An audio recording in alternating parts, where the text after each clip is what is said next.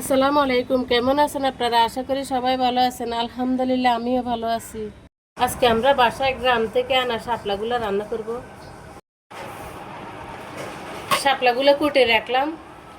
এখন শাপলাগুলো ভাপ দেওয়ার জন্য চুলে একটু গরম পানি বসা দিলাম। গরম পানি বলক আসি গেলে সামান্য হলুদের গুঁড়া দিব, সামান্য দেব লবণ।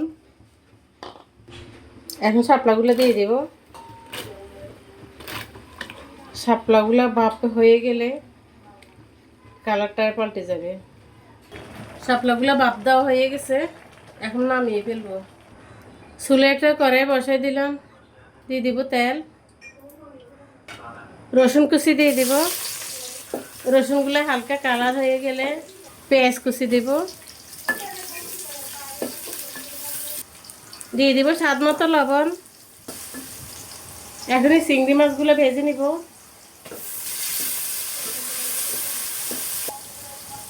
দিয়ে দিব হলুদের গুঁড়া, মরিচের গুঁড়া,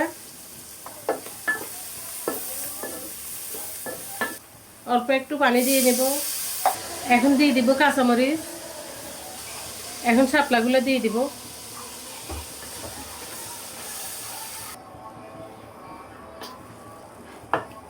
ঢাকনা দিয়ে ডেকে দিব কিছুক্ষণের জন্য।